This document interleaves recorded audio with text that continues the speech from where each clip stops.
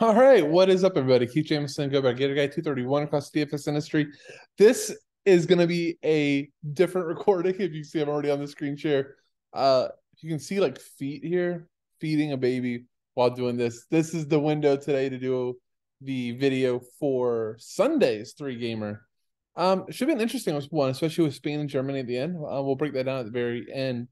I hope you guys did well today. Was definitely a stud slate, and if you wanted to unlock the upside in GPPs, it was definitely getting goalie right and getting Chesney. So quick reminder, like, subscribe, comment the videos, and let's just move right into it. So Belgium, the first game hosting Morocco, they're only plus 100. I think Belgium, it is easy to say, was like one of the bigger disappointments in the first leg. One of the first fixtures. Really, we're outplayed by Canada. We're fortunate to get a goal. We're fortunate that Thibaut Courtois is probably the best goalie in the world right now. We'll talk a little bit more about that. But saved the PK. They converted one of their only chances, a long pass from Toby to Michy Batshuayi, and they won 1-0. Morocco's, despite I think often some of these African nation teams, we hear them and just automatically don't rate them nearly as high because they don't have as many big name players. But Morocco's a good team. I don't think that it's a pushover for Belgium. Don't be thrown off by that, or don't overweight that Belgium number two. They're certainly not playing like the number two team. But let's kind of just go over those plays. Kevin De Bruyne, I think, is still a lock in all your lineups. He was pretty much, I think he hit like the floor of his expectation. I still want to see where he ended it. Floor expectation, right? No goal, no assist. Really doesn't crossing the ball much until the end, but still got 12 DK points. He's only 9,500. I just don't see anything else you're doing. I don't really see many other people. There's really only one other guy on this entire slate that I just consider an absolute stone lock. So, Kevin De Bruyne is that stone lock. And then the next game, Luka Modric is just stone lock. Monopoly set pieces, just high quality players. You just roll it. I think Michy Batshuayi, I would just say this. This slate is really, really short on forwards. You've got really nobody from Croatia, which we kind of wish we would have somebody from Croatia. We have a thin play from Canada and Junior Hoylett. And then more GPP guys with David and Kyle Larin. And then the final game, Olmo's go over some sets, but we're not 100% sure Olmo's in.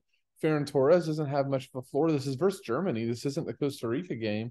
And then on the German side, do we really want any of them versus Spain? Probably not. So it is really thin on forwards. So that being said, I think Michy Batshuayi looks really good. Decent goal scoring odds. Gets the benefit of having service from Kevin De Bruyne. So it's a really good shot that we see him pretty popular in cash. I think Eden Hazard may actually be one of the most important plays on the entire slate. He's way underpriced, 4,600 for the ability. We only saw him play 62 minutes in the first game. Didn't really make much of an impact, just a few fouls drawn. The talent's definitely there.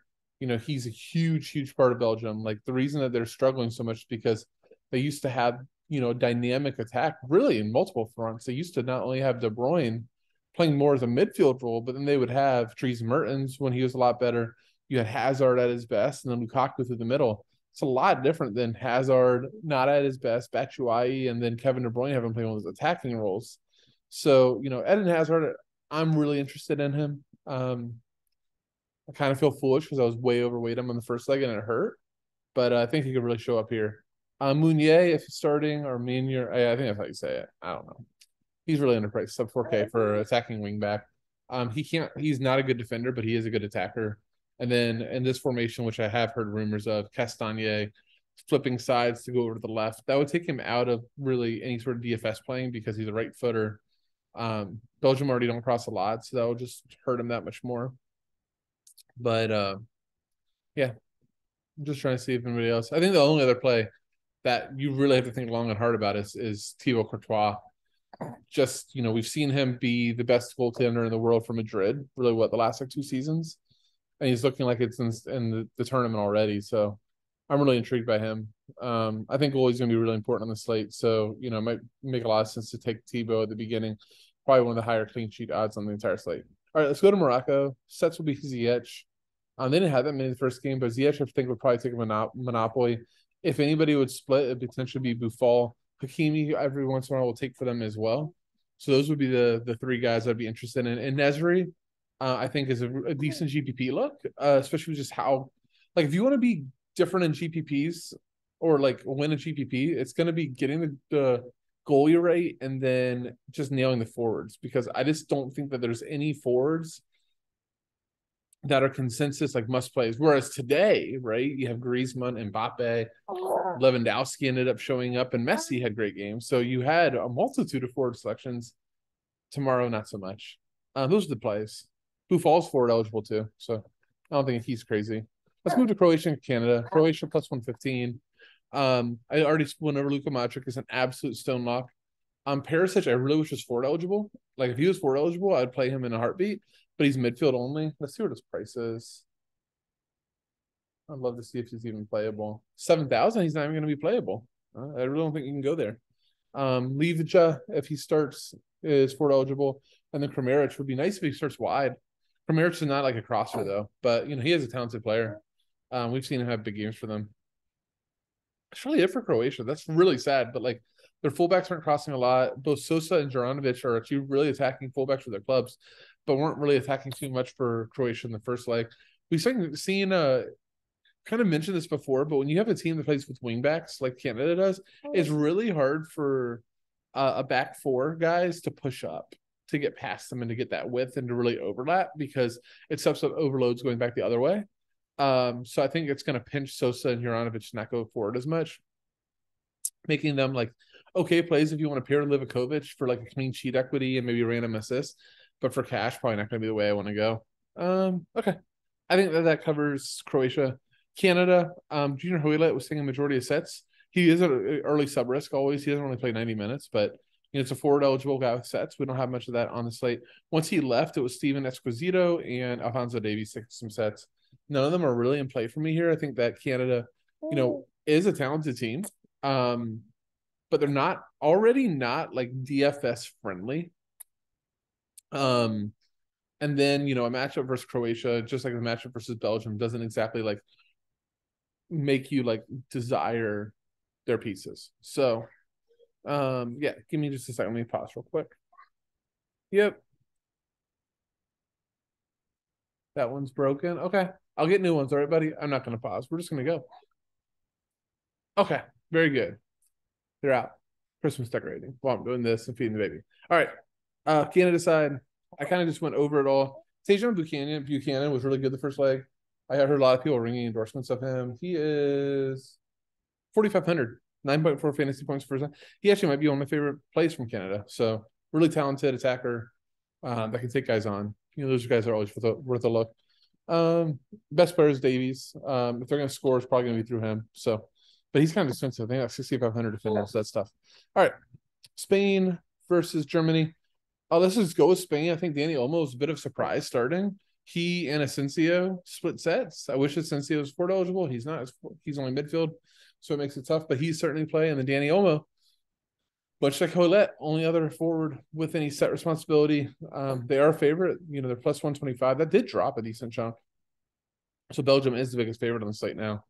I guess he's fine. He's expensive. I would assume that he has decent sub risk right now as well. He played close, either 90 or close to 90 the first leg. So I would be worried there. Spain has a plethora of guys that could do. I will just say this. I'd be more I'm thinking about it. I would be kind of really surprised if Morata doesn't start. He was really good when he came in. It was very surprising that he didn't start the first game, but with these huge center backs, I don't know. They kind of need Morata's hold-up play, I would think. Germany has a good midfield and good defenders in the back and big, strong defenders at that. But maybe the Spain just thinks like, that ticky-taka football, that's actually where they do want to play like a fake number 9 as in Asensio and just kind of get Germany with movement. I don't know. I'm really not high on Spain here at all. Like, they're not DFS friendly from a forward perspective. They look DFS friendly on their logs because of all the goals the first game, right? You score 6 goals, you're going to have some inflated scores because of all the goals and assists.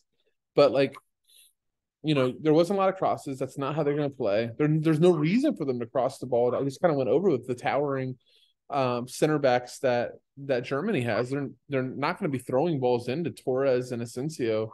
Even if Morata plays, they're not really going to toss the ball. And so it's going to be a lot of just passes, which is not going to be all that indicative for DFS success. So I actually, the more I'm like talking out loud about it, I really do kind of like fading a lot of Spain here. But if you're going to play anybody, it'll be Olmo and Asensio. You know, you can make an argument for Torres and you can make an argument for Morata if he starts. On the Germany side, obviously Kimmich is going to be a huge deal in terms of what you do with him. I think I'm fading. Yet again, we'll see if we survive. We survived, I believe I did okay. The last Kimmich fade, I can't recall. But you know, he only had one cross at halftime, but had like 2 shots on goal and was just doing a little bit of everything. Kimmich is one of the best midfielders in the world for a reason. That being said, this is not a game that should have a lot of possession.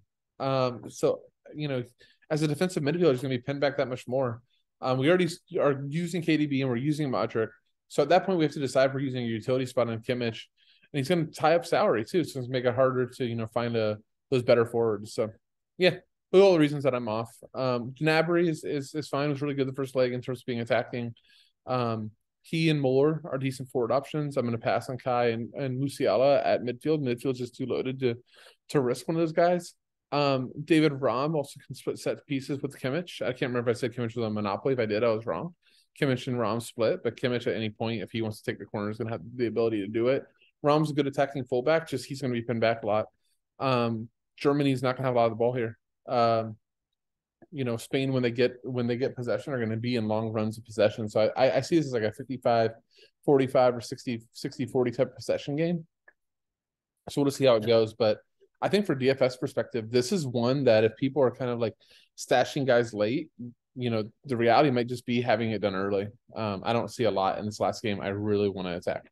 All right, guys, that'll do it. I hope that the audio of this turned out and my weird which way I'm sitting didn't throw anybody off too much.